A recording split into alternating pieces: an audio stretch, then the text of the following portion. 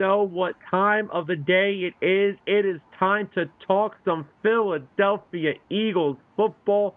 So do us a favor, kick back, relax, because episode number 19 of Birds of the Gridiron starts right now.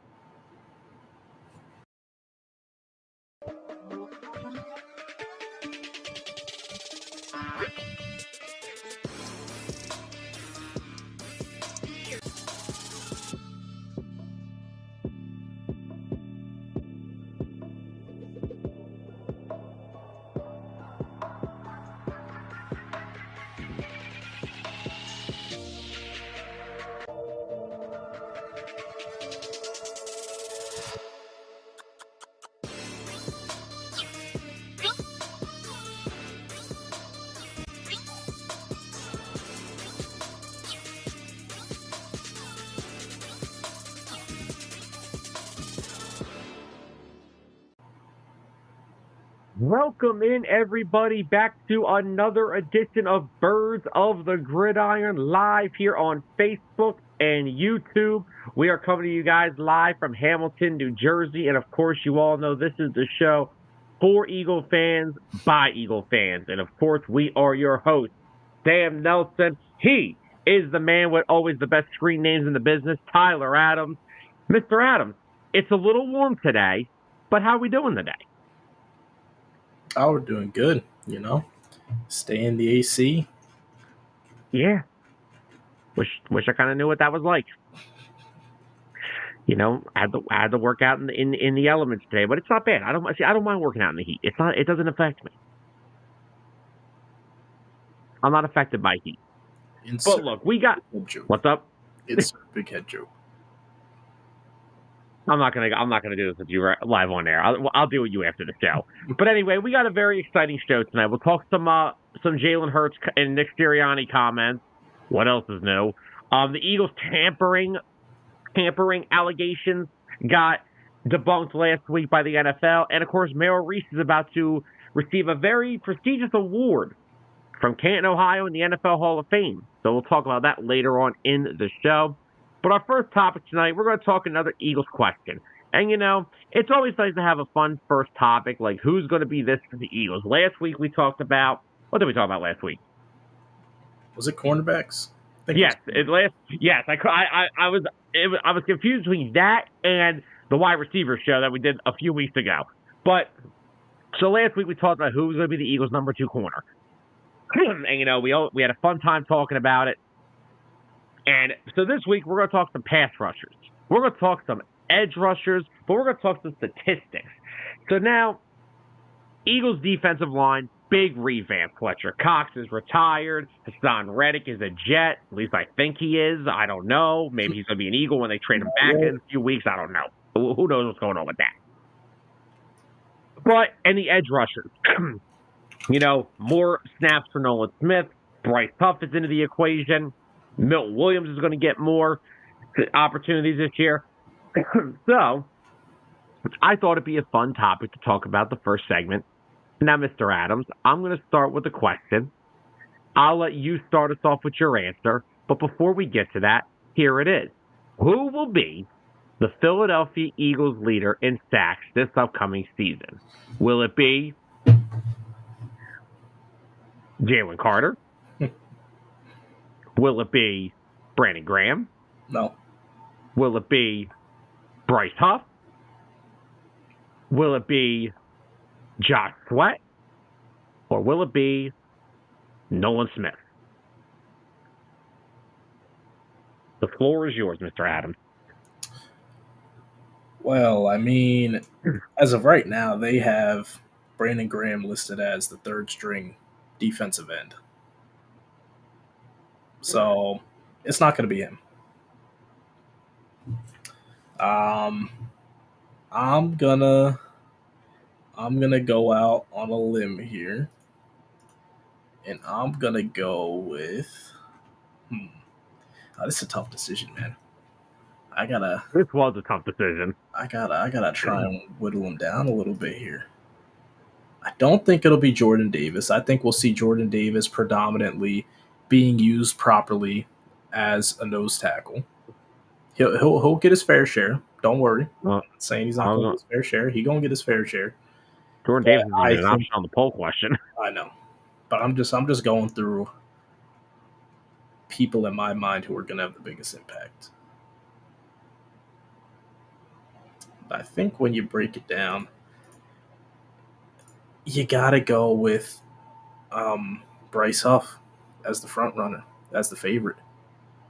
You're gonna go with I Bryce Huff. I could see Nolan Smith being a contender. I I'm still on the fence with Josh Sweat. I'm very on the fence with Josh Sweat.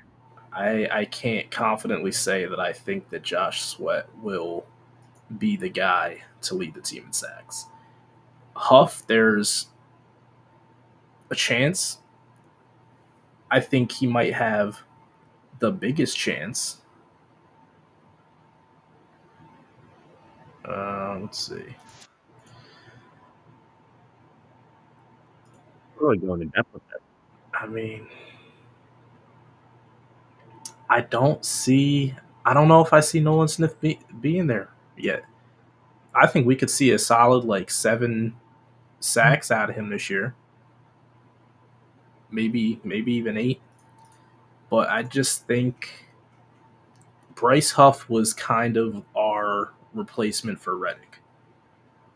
And then we're letting the guys who have been on this team and the young guys step up and fill the rest of the gaps. So I think the person who is in position for the best chance to lead the team in sacks, I think it'd be Bryce Huff. Okay, fair enough. So your answer to the poll will be this guy. Mm-hmm. Jack, I like how this is the only picture that you can still see the two of us, by the way. So you're going with Jack. Josh Huff? No. That's jacked up Boston Scott. Oh, God. Look at him in this picture. He looks just like him. Sam, I think you got to put a Boston Scott picture up. I'm not going to find a Boston Scott picture in the middle of the show, okay? Okay, well, look, that's a fair analysis because I could agree with you it could be Bryce Huff. Because he was brought in. I mean, if you go look at his pass rushing numbers from last year, he is essentially just as productive as some of the top edge rushers in football. The only thing is, it's the snap total. He hasn't played a lot of snaps. He's not good against the run. So that's why his snap total's down, because if you're not good against the run, you're really going to be down there on third down and long, and you're asked to, hey, go get the quarterback. Yep. So that reasoning, I think Bryce Huff will get better against the run. We saw Hassan Reddick get better every year of his career against the run, even before he got to Philadelphia. So I want to agree with it. First of all, I don't know if BG is going to be it this year. BG's getting up there. No. I'm not saying he can't. He's not going to get this amount of snaps necessary.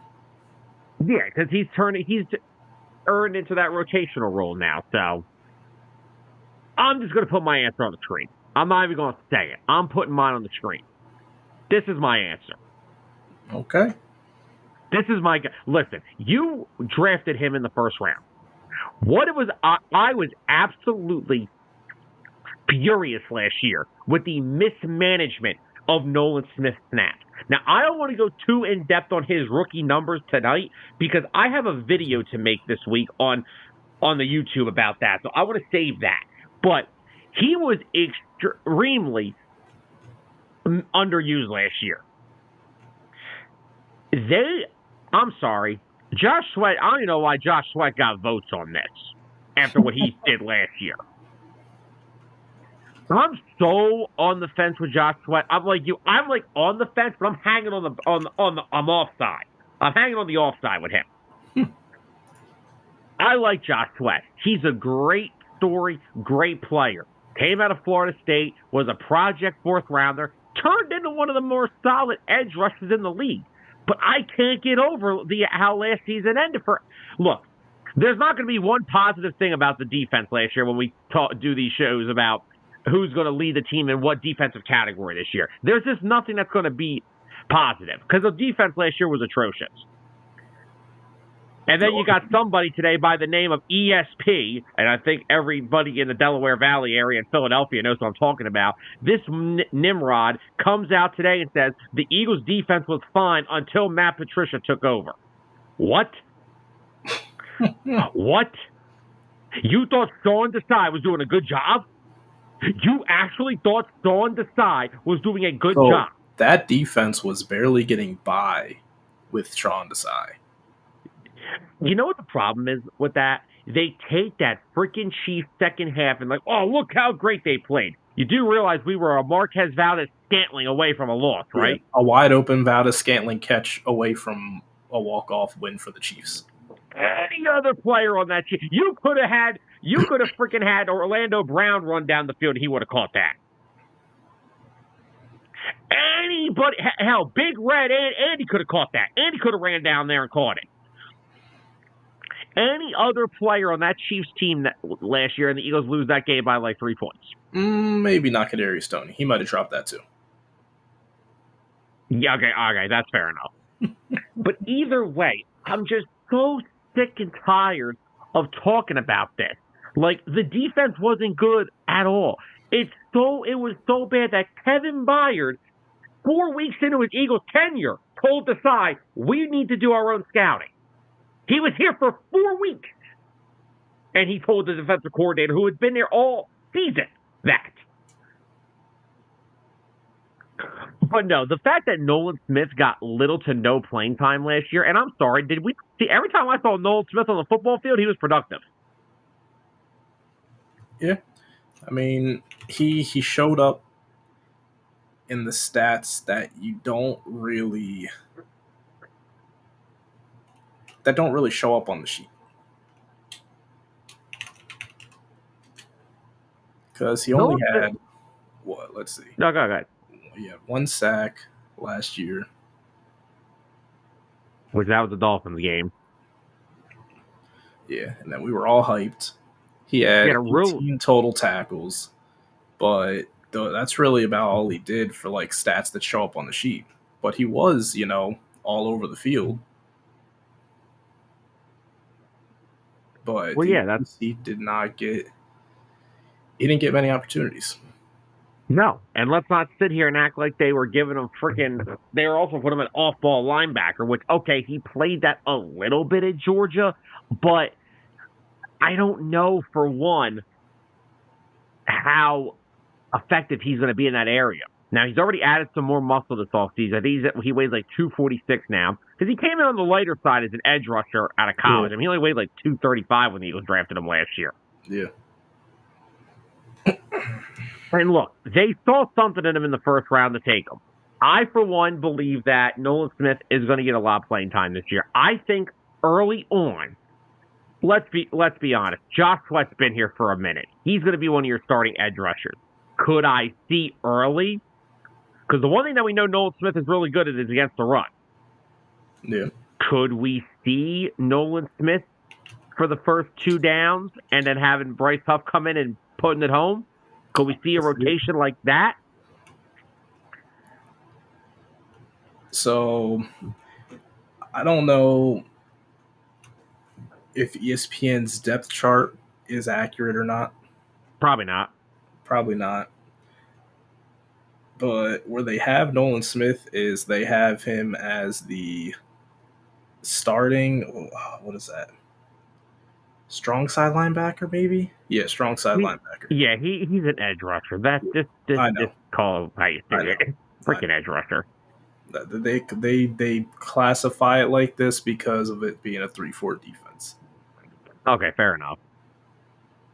But they do have him technically as the starting strong side linebacker. Bryce Huff's the starting weak side linebacker. So I can kind of see, a scenario where we do have Huff and Smith as the 2 main focal points starting out, and then Sweat's rotating in. Well, that may be the case in 2025 anyway, because Sweat's only on a 1-year restructured deal, and BG's going to be retired, so. Sweat's got to he's got to prove it this year. He's got a lot to prove at the last year. he's went his whole career improving year after year. We watched him develop as a player, and he gets the contract extension. And then in 2022, he's surrounded by guys who are just going to have to quarterback. So, of course, he's going to get his. He finished with 11 sacks. And then last year, only 6.5. I mean, the team had 70 for Pete's sake. Yeah. So, but you're right. The fact that, like you said, he played around one of the most dominant defensive fronts in NFL history. He played around with Hassan Reddick, who had a career year. He had Javon Hargrave, who had over 10 sacks. He had Fletcher Cox next to him. BG had 11 and a half sacks in 2022. Everybody in 2022 was just doing their thing. Oh, yeah. No matter how you looked at it, they were all just doing their thing in 2022, and they were getting to the quarterback. Now, the fact that the article came out late last year that it sounded like Josh Sweat and Hassan Reddick were freelancing it toward the end of the season, and they weren't listening, shows you how much Sean Desai and Matt Patricia just were not listened to in that locker room last year. Yep. Now, am I a big fan of guys doing that? Not really, per se. But I, for one, will say that I believe a lot of last year still has to do with the coaching staff. And no, when Anthony pops in, no, I'm not talking about the head coach. I'm talking about the defensive coaching side of the football. Because the defensive side of the football last year was atrocious. It was.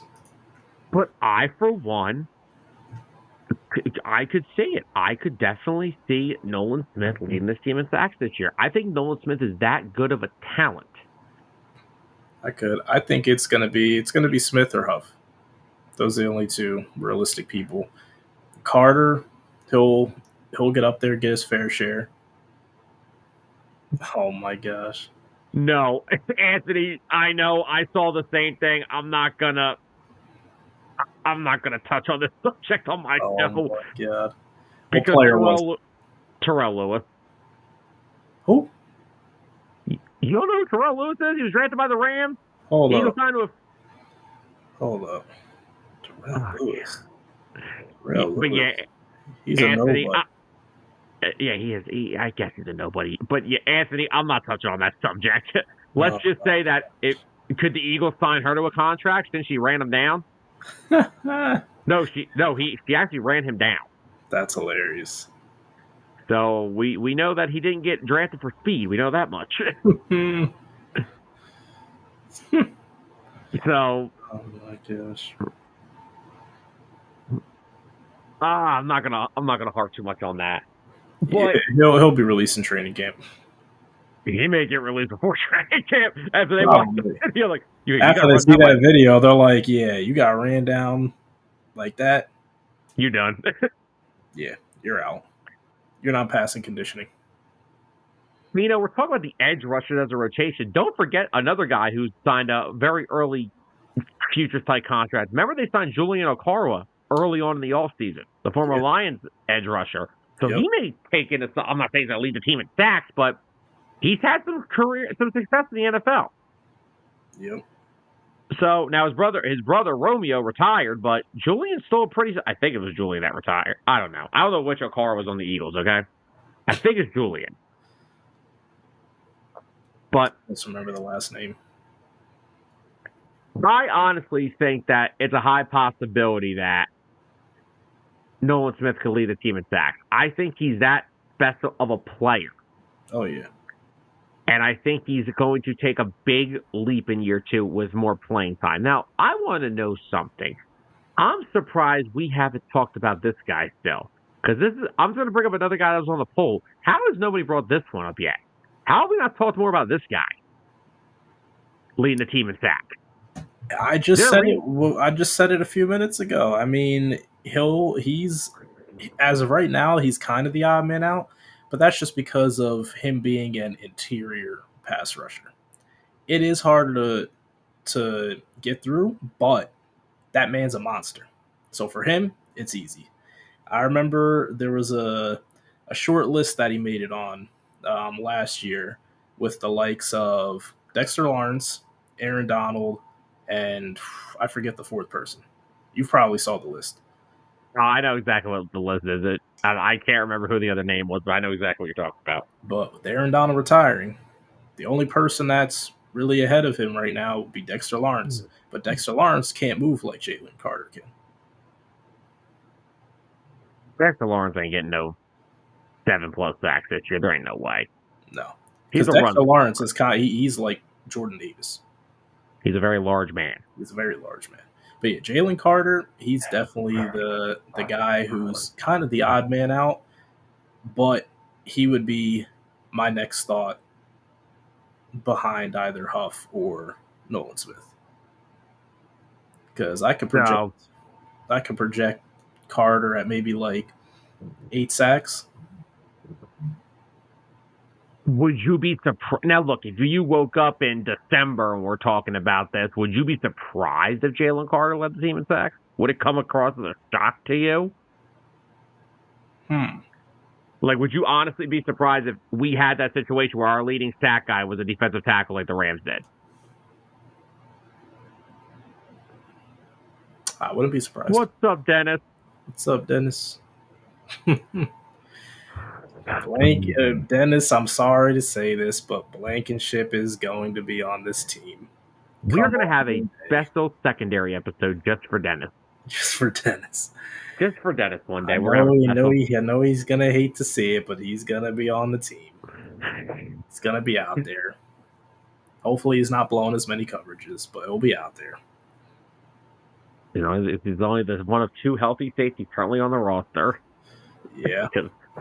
God knows that's still a mystery in its own right. But so neither of us have Josh Sweat leading this team in sacks. Nobody. The second longest tenured guy outside of the ones that we're talking about, not meaning BG, but BG, we know what his role is here on this team now. So, like, what do you need?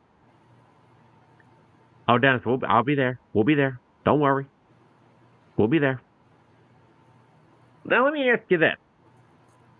Where do you have, like, how much confidence do you still have in Josh Sweat at this point? My confidence level after last year and seeing the lack of effort that he put in towards the tail end, I get it. The whole defense was abysmal, right? But for a guy who is a veteran on that defense, it was still unacceptable. My confidence level is probably at like out of 150 right now. I am borderline on the fence with him. If he can refocus himself and not be, like Dennis said, lazy and freelancing. Yeah. Well. Firstly, let me take a time out there. Can we agree on something? Vic Fangio is running the show. Yes. Clint Hurt is his defensive line coach. There ain't gonna be no damn freelancing this year, buddy. You won't play. If you do that freelancing crap, you're not going to play this year if you freelance around and act like it's your show. You're not going to do that. But I'm just not like Tyler, you're being very fair. My confidence in Josh Sweat's a 30. I'm at 30% on him right now. 30%. I'm just not high on the guy right now. I mean, he needs to prove me wrong, but yeah, no, I agree. I saw it every single time. If he didn't feel like playing on a play, just lackluster. Just throw the arms around, stand there, don't get pushed over because you don't want to go on ESPN not top 20. And I'm sorry, he's a big. I'm not trying to point fingers on this as the sole reason, but he's a big reason why they lost that Cardinals game late in the season. Because guess what? Let's not act. And like Dennis said, he picked when he wanted to play, and then there were sometimes when he chose to play, he couldn't finish. Yep. He really struggles sometimes to wrap up guys with his arm. He really struggles with that. He alligator arms it a lot. He does. So they weren't going to get anything for Josh Sweat. Yeah, Anthony, that's the thing. They didn't want to lose both if they were going to lose one edge rusher, which they ended up doing, I mean, Anthony, if Hassan Reddick only got you a second-round pick 2 years from now, Josh Sweat's not getting you nothing.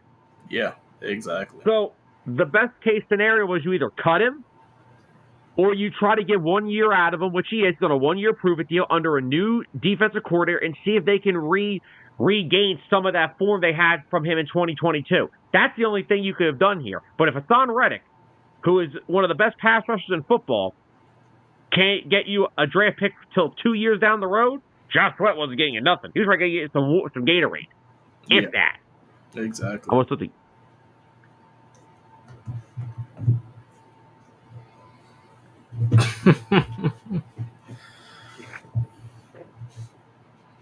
Dennis, let's just say this. I got more confidence in Reed Blankenship than I do in Josh Sweat. But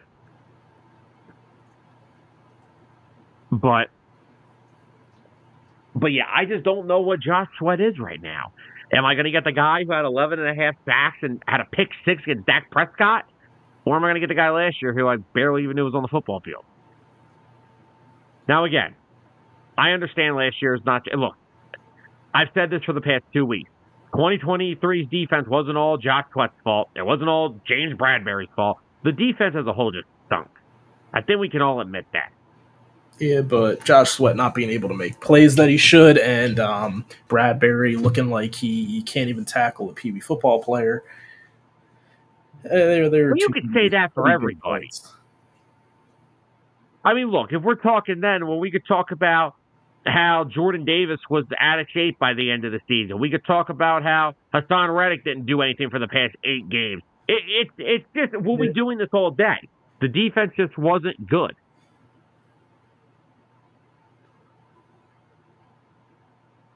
Man, it's not McDougal. Don't bring up Jerome McDougal to me. Why are you doing? Well, don't know. No. No. Don't do that. I don't want to do that right now. But no, I have got all the confidence. I think Nolan Smith's going to lead this team in sacks. I think it's a high possibility. Now, here's a really good question for you, and this will be a good question for everyone watching with us. Are you concerned with the edge rushers due to Hassan Reddick not being here? Are you concerned that the pass rush could get worse? Is there any room for concern? I'm concerned. I feel like on the defense, the defensive line right now, usually it's always a strong point. We never have to worry about it. I feel like it's the weak link of our defense.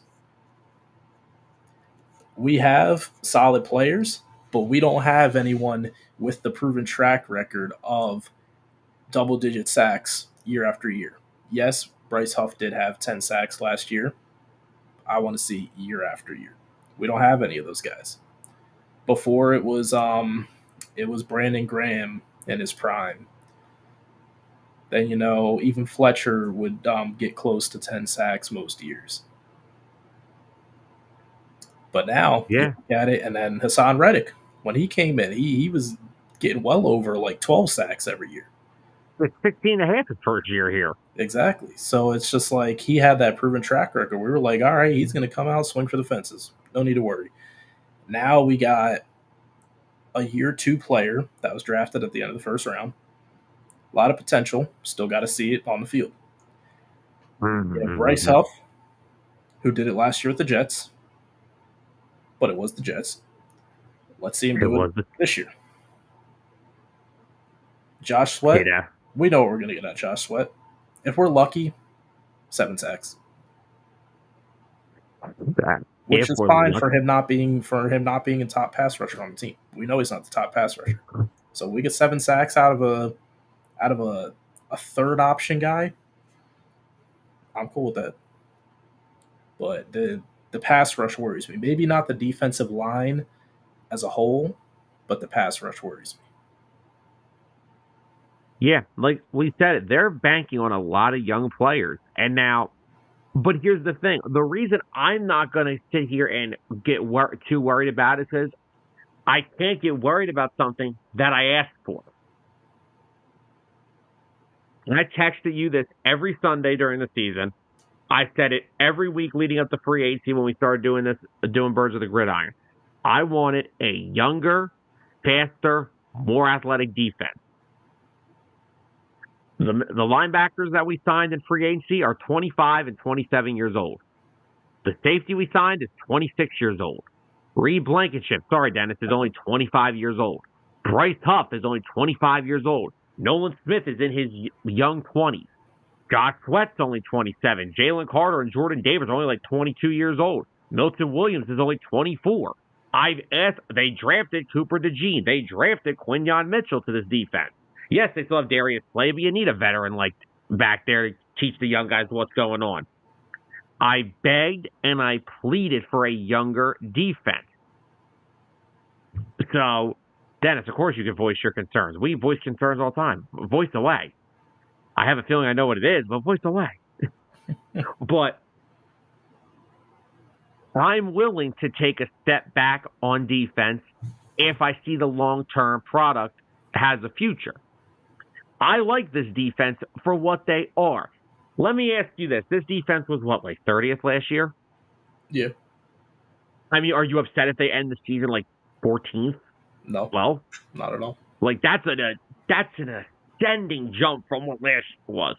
I don't care if the offense has to go. If we win just random 12 games, say they go 12-5 this year. If the offense has to win you 9 to 10 of those games, newsflash, that's probably going to be the case anyway. The NFL doesn't care for the defense. They don't want the defense to win games anymore. They want the offense to put up numbers and get views. That's all they care about. So the defense, to me, if they take that 30th ranked or wherever they ranked last year, Tyler, do me a favor, check to see where they actually ranked last year. I'm pretty sure it was 30th. But I, for one, I asked for this. I begged and I pleaded for weeks and months. I want a young, fast, athletic defense with a good veteran coaching staff. They brought in Vic Fangio, which we knew was going to be the case. They brought in Clint Hurtt. They brought in Christian Parker. They brought in Bobby King. They brought back so many guys to this defensive staff that are such good hires. So, you ready, Sam? So I got all the categories for you. Total defense, they were 26th. They were that high? Passing defense, they were 31st. In rushing defense, they were... Oh, where are they? Wait, are they higher? Oh, wow. 10th in rushing defense last year. And scoring defense, where are they? They were 30th. Red zone defense, 30th. Third down defense, we had to have been last. Oh, almost. We were 31st. Because I remember every third down last year, it was a guarantee. Just move the chains already. Yeah. By the way, Dennis is making jokes at you in the comments, by the way. What's up, Dennis? Mike is silent, never talks to me. What? That's right. 15 Lions fan. Wait, what did you ask me? Nothing. No, he's messing with you, that's all. No, I thought I missed the question he asked. Here's one of the good laughs. Hey, gotta laugh out of us. But yeah, so again, it's a young defense, and if Fangio can just get them to like middle of the pack, anywhere between like 14 and 8's a strong point, I know that, but we're the 8th ranked defense. That means a lot of young guys are playing really, really well. Let's see, what do we rank in yards allowed per game? Probably dead last. We're going into the rabbit hole here. Let's see, 29th. With 402 yards allowed every game. What about points allowed? Hold on. We were 29th for points allowed. My bad. I clicked on the wrong thing. Let's see. What's the yards allowed? Probably last. Yeah, probably close. 26th. Toward the bottom. That's all. Okay. Toward the bottom. Okay. So yeah, I mean it doesn't take many improvements to be better than what they were last year on defense. And nothing much at all. Fangio coming in and us having a young defense, youth, speed, go from there. Yeah, youth, speed, athleticism. That's all I ask. That's all I've ever wanted. I just want so many. I just want a young, athletic defense. That's all. That is all I am asking for. I am begging. Just give me a young, athletic defense that I can be confident in. Yep. I know it's going to take time. I know it's going to take some building blocks, but this defense cannot be any worse than what they were last year. They just can't be. Yeah. Go ahead. No, I don't see a scenario where they're worse than last year. If they're worse than last year, we're losing like 10 games. I'm sipping. What's up, Dalton? What's up, Dalton? Owner and CEO of the 302 Birds podcast, which you guys can check out them every Wednesday night. But yeah, they can't be worse. They can't be. Like it is actually, Tyler, it is physically impossible to get worse. Almost, because I mean they weren't that many spots off from being dead last in the league in most categories, so Yeah, you ain't lying there. To get worse is very difficult. Okay, so ending our first segment here because I don't really got much else to say. I'm going Nolan Smith to the poll question. You said Bryce Huff, right? Yep. And my honorable wouldn't be surprised. Oh, Dalton, you came at the right time. Dalton has a question, and his question is, do you guys have any thoughts on this, the Jalen Hurts, Nick Sirianni drama? Dalton, as I say in the intro, kick back and relax for a minute because we're about to get into that. Just before we get into that, though, just to end the poll question results for this week, who will lead the Eagles in sacks this year? Brandon Graham, Jalen Carter, Bryce Huff, Josh Sweat, or Nolan Smith? Brandon Graham had 5% of the votes. 44% of the votes said Jalen Carter. 22% of the votes said Bryce Huff. 24% of the votes said Josh Sweat. And 3% of the votes said Nolan Smith. So Jalen Carter is right now the man that looks like he's going to be leading the job. Again, I wouldn't be surprised. I wouldn't be surprised by that either. I'd actually like to see that. Just so would I. Now, I'm getting so sick and freaking tired of talking about this right now. And let's talk about a certain situation regarding Jalen Hurts and head coach Nick Sirianni. So stupid. Now, this is per some Nimrodded radio host on a Nimrodded radio station that I'm not going to name because I don't have the time. He quotes, the relationship between Jalen Hurts and Nick Sirianni needs to be nurtured because Hurts purposefully goes out of his way to me to not show grace or kindness to Nick Sirianni. I think it is a problem, and I think that reflects far more to me on Jalen Hurts than Nick Sirianni. First of all, what I have seen is multiple times Nick Sirianni has fallen out of sword publicly with Jalen Hurts because Hurts refused to stand up and take responsibility for his own actions. So to me, Hurts owes Sirianni grace. They don't have to like each other, but Sirianni shows Hurts the ultimate respect and stands up after an NFL game, and Jalen Hurts blew for his teammates, and Sirianni takes the bullet for it publicly. From that point on, I would expect the very least that Jalen Hurts could do is give some bullcrap answer to at least do the same for Sirianni. Now, this is all coming back, and now apparently there's this report that some people in the Eagles organization are now upset with Hurts with the answer he gave about Nick Sirianni's new role as a head coach. You go. I can't do this anymore. What was the answer that he gave? They didn't. I don't know. It was like asking about what does he think about the new role he has, would be more of the CEO, head coach, and not the play caller. I didn't hear Jalen's answer outright, but some people thought it was just a little bland, and it wasn't like I'm like okay. So let's start with this. And Dennis said it just now. Here, let me put When on have we seen throughout Jalen Hurts' whole career where he has been this over, what do I want to say? This over enthusiastic guy who comes out and, gives the media what they want. He's a professional.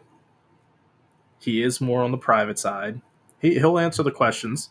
He knows when to not go over the line to give the media what they want, because the media always wants a story, like what they're trying to cling at with pulling these strings. I don't know what he said in response to the thing, but I know on multiple occasions Jalen Hurts in after game press conferences has taken the fault for the shortcomings of the team and the offense. He's done it on plenty of occasions. And then even after that, what was it? It was that Seattle game, right? Yeah. When I think it was Sirianni tried to take the blame, and then Sirianni tried to cover up because I think it was Hurts and AJ Brown tried to draw up their own play, and that was the play where it got picked off, and we were like, well, what was that? That was stupid. And Sirianni came out and tried to defend them and say it was my decision. That was my play call. And then Hurts was like, no, I appreciate you, coach, but you don't have to fall on that sword for me. It was my fault. It was my decision. So what is the issue? The problem is that this is what you do when you care too much about ratings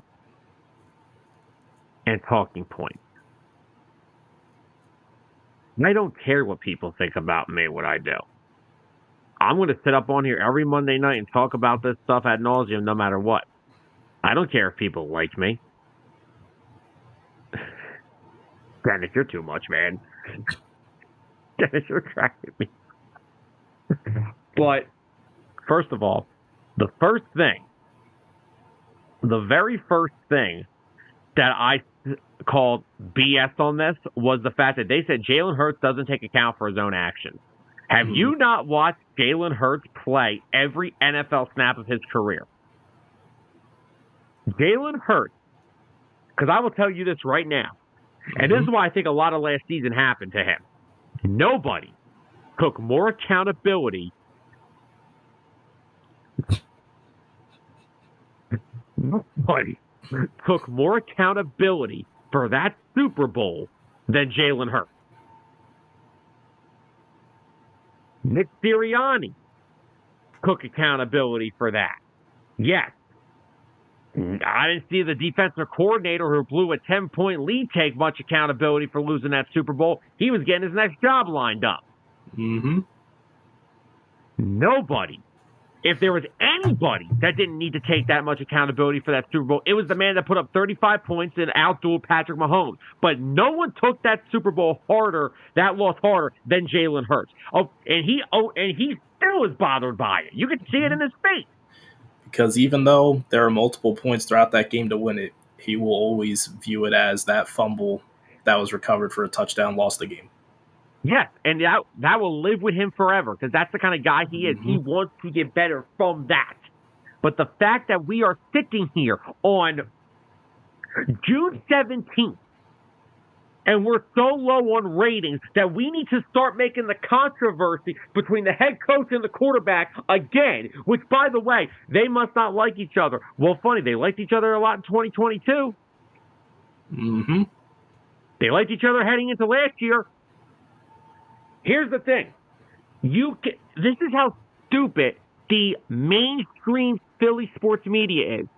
Okay, agreed. They don't got to like each other all the time. I guarantee you there was 1,000 times that Bill and Tom didn't like each other. But guess what? For 7 Super Bowl rings and almost 15 years of dominance, when they got between those white lines, none of that mattered. And I'm sorry, what is Jalen got to do? Speak for the whole team on Nick's new positioning as a coach? It's not his team, it's Nick's team. Yeah, exactly. Nick is the head football coach last time I checked, not Jalen Hurts. Jalen Hurts is the starting quarterback. But this is what I'm not surprised. They tried to do it last year. They tried to pin A.J. Brown and Jalen Hurts against each other. Now they're trying to do it with Nick. I'm sure if he only gets 8 carries in the first game, Saquon's going to hate Jalen Hurts next. There's going to be somebody that you know what it is? This comes across as too many people that are still Carson Wentz fanboys to me. That's what this comes across as to me. Which is absolutely atrocious. Because if you want to talk about someone who had a hard time taking accountability and not performing, why don't we go look at 11? Because I remember 2020, babe. I remember those days. I remember 2020. Mm-hmm. Dennis. Let me just the failed cover athlete. Brian can't find my Johnson. I'm not putting that comment on my shirt. But Dennis's comment before that. Dennis, I was too. Oh, you can ask Tyler. There was nobody bigger on 11 than me. No, I was a huge Carson Wentz fan. I will always say that Super Bowl doesn't happen without him. It doesn't. We still would have won the Super Bowl if he never went down. But I'll tell you now, if I'm looking for a guy to lead my locker room, it's Jalen Hurts. Yeah. If I want a guy that's going to stone cold lead my locker room, it's Jalen Hurts. And the fact that we're sitting here in June and we're trying to pin another freaking problem between the head coach and the quarterback, we are just trying to drive someone out of town every week on this team. They could go 17-0, win the Super Bowl by blowing the Chiefs out by 50, and they would still talk about getting rid of somebody. Oh, did you see Nick Sirianni and Jalen Hurts didn't hug after the Super Bowl win? Oh my God. There's always something. Dennis, try to enlighten me what you said. Dennis, I've done so many podcasts over the past couple of weeks, I can't remember what anybody said. So enlighten us so I can I'll put it on the stream comment. But yeah, I'm so sick and tired of sitting here every single freaking week and dealing with this crap. You don't think last year bothered them at all? Do you think Nick and Jalen tied together at the hip? But you really think that last year was already pressure. Get to the Super Bowl, lose by 3. That's it. You lose by 3. You don't think Jalen and Nick already had added pressure going on to them going into last season? And now, solid offseason, right? Kellen Moore gets brought in, Saquon Barkley, and now everything looks like, wow, maybe this year it'll be a little easier on them. But Dennis, that I do agree with. I will never take that out of consideration. In 2018, Carson Wentz was rushed back because somebody couldn't play well for 2 weeks. Yeah. But I mean, yeah, he was rushed back, but I don't agree with the rest of that comment at all. Because at the end of the day, Carson Wentz was supposed to be our guy. Carson Wentz is the reason Carson Wentz isn't the quarterback on this team. Carson Wentz is the reason he's not a starting quarterback on any NFL team. Jalen Hurts got drafted in the second round because he was the best available on the board. At that time, I guarantee you, Howie Roseman had no plans that, this is going to be our future quarterback. This guy's going to take us to a Super Bowl in a few years. No, Carson Wentz was that guy who we paid all the money to. He was supposed to be the main guy. Jalen Hurts, they would have honestly just tried to flip him at some point. But look what happened. Carson Wentz felt pressured. He saw something in Jalen before we all did. And Carson Wentz looked scared out there most of the time. Like he didn't know what he was doing. Like there was someone watching over his shoulder.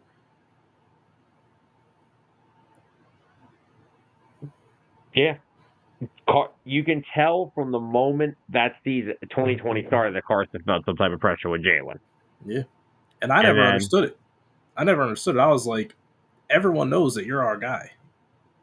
Don't worry about who they drafted in the second round. It don't matter. Yeah. Aaron Rodgers saw Jordan Love get picked. Didn't he win the MVP? Yeah.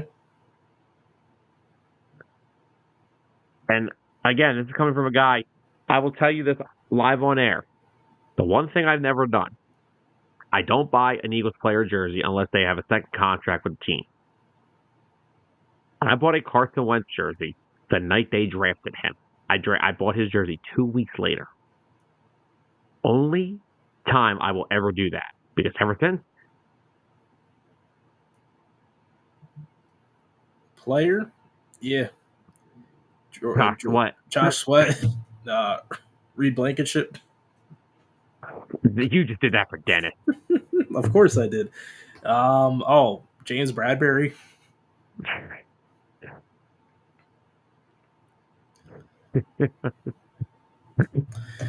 Dennis, I'm confused what you're talking about, man. You've never messaged me before. You must have the wrong Tyler. He has Tyler Adam. There's no maybe. He's never messaged me. I don't know what he's talking about. I have him as a friend on Facebook. Never Anthony, they're probably free at this point. And honestly, Tyler, I'm going to go back to what you said about Bradbury. He's on the hot seat because I don't consider him as part of the team right now. He's on the training camp hot seat. He's actually on the cold seat. These comments are just getting better and better on YouTube. But no, Anthony, Carson Wentz's Eagles jersey is probably like 90% off. 99%. I'll try $1. Go get them. Just pay get them while shipping. You can. But yeah, I don't understand. And you know what? I'm going to go back to it with Carson, too. I don't know why every year we have to hate the starting quarterback. And you can agree. Does this not go back to Carson and Nick Foles, too? Every year we have to hate the starting quarterback. Yeah. That media would hate Patrick Mahomes if he was a starting quarterback. It would. Oh, man. It would. They just can't stand to be happy in this city. And this is why we're here. We provide the in-depth, unbiased opinion. And I will talk rings around all those guys. I'm not going to mention them. But there's a reason why so many other people do this. Because they're sick of listening to the BS mainstream media and all their bull crap. That's it. But we need to get off this subject because I'm going to lose my patience. Because I'm tired of talking about it. There is no drama between Nick Sirianni and Jalen Hurts. The media wants you to think there is because they don't have anything to talk about. Because I'll tell you right now, nobody on those radio stations watches hockey. None of them care to watch basketball. And they talk only about baseball just because they're in the middle of the season. So that's one thing. I can't respect a station that doesn't watch all four major sports that they supposedly cover. But that's just me. I watch all four sports year-round. Suffer year-round. Anywho, let's move on to our next topic. As everyone knows, the Eagles and Falcons were supposedly being investigated for illegally tampering with free agents prior to when they were allowed to. The Eagles were mostly being investigated because a certain dummy college head coach couldn't keep his mouth shut and misworded something completely. And that is the reason why this happened. Now, the Falcons, they were caught tampering with Kirk Cousins and Darnell Mooney. They have been docked a fifth-round pick next year, and the GM has been fined $50,000. Yep. I think the team was fined itself, too. I believe they were fined. I know they got stripped of a draft pick. I didn't know they were fined. I knew the GM got fined. I don't know what the Falcons' fine was. I think the Falcons' fine was like $100,000. The GM was it the GM or the owner was $50,000. The GM, because he's the one they're the ones that are negotiating all these things. Yeah. Let me just see real quick. I want to see if I can find. All right, here we go. The Falcons less draft capital. Yeah, I know. No, that's not it. Okay, here we go. All right, Atlanta will forfeit a 5th-round pick in 2025.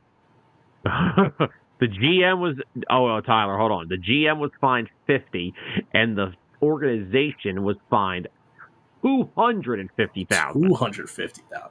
Man, I was That's a little probably bit off. Just a little that's off. probably the Falcons' net worth. No, freaking the owner paid that. The owner paid that fine for the GM. No. The team only got fined $200,000. He made the GM's fine go back to the owner. We'd have to pay the $50,000. Mm-hmm. Arthur Blake's like, dude, I'm not Robert Kraft. I'm not Jeffrey Lurie. Get out of here. Anthony said the GM fine is a tax write-off. A 5th-round pick is nothing. A 5th-round pick's important for them, considering that they blew their 1st-round pick this year. I would never say. Listen, I know I'm beating a dead horse here, but guess what? The greatest quarterback of all time is a 6th-round pick. I don't want to hear anyone ever say that you can't hit on 5th-rounders. However, our Philadelphia Eagles were not punished for illegally tampering with Saquon Barkley because there were no signs of illegal tampering for Saquon Barkley. Now, I have a statement from the NFL. I didn't care to find the statement for the Falcons because I don't care about the Falcons. The Falcons were guilty. The Falcons are always guilty. They're the Falcons. Send them to the dungeon. They 28-3 themselves in free agency, for God's sake. So this is from 4 days ago from NFL insider Jeremy Fowler, who said the Eagles did not violate anti-tampering policy in signing Saquon Barkley. Among those interviewed were Howie Roseman, Nick Sirianni, and James Franklin. They were all. So the NFL statement said after a through and through review of the Philadelphia Eagles signing of Saquon Barkley, the NFL today informed the club that the investigation did not discover significant evidence to support a finding that was against its anti-tampering policy, and it was not violated whatsoever. In coming to conclusion, the league reviewed phone logs, text messages, and documents related to Philadelphia's free agency strategy and decision to sign Barkley. The NFL also interviewed several members of the organization, including GM Howie Roseman and head coach Nick Sirianni, as well as Barkley himself and Penn State head coach James Franklin. As with every review, should new evidence be uncovered, the league may reopen the investigation, which I highly doubt will even happen. Because guess what? There was no tampering.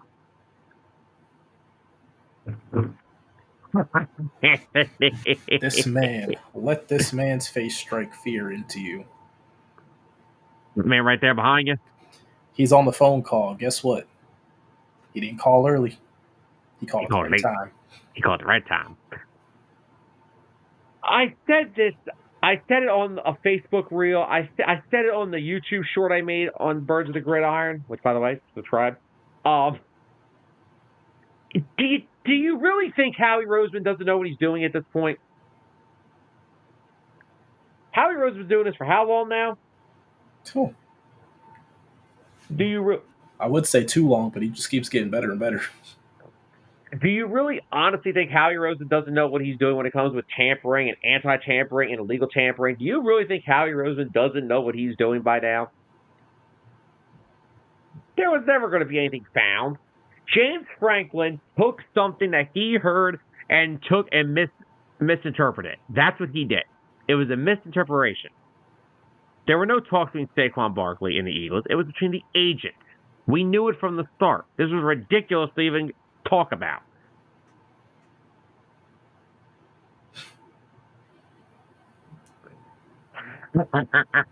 Yeah. Anthony, Saquon, don't tell the NFL. Oh shit! Get the comment off. Delete. No, it's like he's in Philly because his agent's probably already there. He's in there eating. Someone just gives him here's your bill, sir, and it says on the receipt, signed with Philly. But no, do you have any thoughts on this? No, it's honestly stupid. I knew nothing was gonna happen. I knew they didn't tamper. Saquon wanted out. There was nothing to tamper with. No. There was nothing to tamper with. Saquon was never going back to the. Well, first of all, you can't say the Giants fans are upset about it because the Giants didn't even offer him a contract. So Exactly. you don't want to hear that from nobody. And they did this to themselves. But no tampering here in Philadelphia. And moving on to our last segment, we're going to have a quick episode tonight, Ty. So, moving on to our last topic of the night, it is a very honorable one. Because Canton, Ohio is calling to another. Eagles radio voice Merrill Reese has officially been announced as the recipient of the 2024 Pete Rozelle Radio and Television Award. Tyler, I think we're just going to come out and give some praise here that Merrill Reese is easily one of the most beloved, historic, and greatest figures in that industry. Oh, yeah. He's the voice of Philly. He is. Now, I will grow up always saying that my voice of Philly was Harry Callis. I don't know if you ever, I know you're not a big baseball guy. If you ever have time, just go back and just type in Harry Callis home run call, and you will see exactly what I'm talking about. Harry Callis was the voice of Phillies baseball through and through the summer, but no one shows the passion, the dedication, and the emotion that Merrill Reese does when it comes to the Eagles. And look, you could think of so many historical Merrill Reese calls, from Miracle of the Meadowlands 1 to Miracle of the Meadowlands 2, just to the 15-10-5 touchdown one that he does. Mm-hmm. But nothing will ever get over Super Bowl 52 and that call, because Merrill Reese, just like all of us, waited all those decades for a Super Bowl. Mm-hmm. Jeffrey Lurie has basically made him a part of the Eagles organization, not just a radio announcer for WIP. And I couldn't think of someone more deserving to receive this reward than Merrill Reese. He is one of the greatest, if not the greatest, play-by-play announcers for an NFL team. And this is why I kind of wish that the NFL would have teams locally televised every week. Because could you imagine if NBC Sports Philadelphia had the rights to Eagles games and Merrill Reese is calling them on your TV? Oh, man, that'd be great. Because I'm tired of Fox and CBS. Like Tony Romo and freaking, oh my God, what's the other guy? Jason Witten. Oh, God. Witten's not terrible. They're Chris definitely Collinsworth. Oh, Chris Collinsworth. Oh, dear God. Booger McFarland. Booger needs to go stay on ESPN. We don't need him to tell us what a block looks like. I don't want to talk about this anymore, okay? But I will say that my one favorite guy on Fox is Joe Davis. He's one of the best color guys, and he's one of the best play-by-play guys on Fox, because he does baseball too. And he made my whole 2022 Phillies World Series run very memorable. But Merrill is, like you said, he is the voice of Philly. When you think of Philadelphia radio sports icons, you think of two names, Harry Callis and Merrill Reese. They will go down together as two of the greatest to ever do what they do. And just want to say congratulations to Merrill. Canton has officially called you, and you're already recipient of this great award, but I guarantee you one day there will be a bus with your head on it, because there's no doubt in my mind that Merrill Reese is not going to be in the Pro Football Hall of Fame. Kind of like the players are. You get what I'm saying. Yeah. He's basically a Hall of Famer by receiving this award. But Exactly. Merrill Reese, congratulations, and thank you for always giving us all the enjoyment through our homes watching Eagles football. And there's no one more deserving than you. However, I ain't got nothing else to talk about. Do you? No. Pretty much covered everything. There were a couple of sham articles we had to get through. Yeah, Sam's the right. But anyway, guys, we're going to wrap up tonight's episode of Birds of the Gridiron here. We talked about who's going to be the Eagles sack leader heading into 2024. We talked about Jalen Hurts and Nick Sirianni and more idiotic comments that make little to no sense because people just need people to listen to their shows. And we talked about, Merrill Reese receiving the Pete Rozelle Award. We talked about the Eagles tampering allegations getting put to rest. I want to thank everyone for joining us tonight. I want to thank everybody who commented in with us tonight. Of course, go do us that favor, everybody. Go hit that like button here on Facebook. Go hit that subscribe button on YouTube, which, by the way, we've hit over 30 subscribers for the YouTube channel. It just dropped 2 weeks ago. So thank you, everybody, for helping us reach that milestone. We're sitting here at 160 followers here on Facebook and 107 page likes. So thank you, everybody, for making those things possible. Thank you, everybody that watches our content, likes our stuff, comments in with us every week. We greatly appreciate every single one of you. So we just want to say, have a good rest of your Monday evening. Enjoy your week, and we will see you guys back here next Monday. For Tyler Adams, I'm Sam Nelson. Good night, everybody.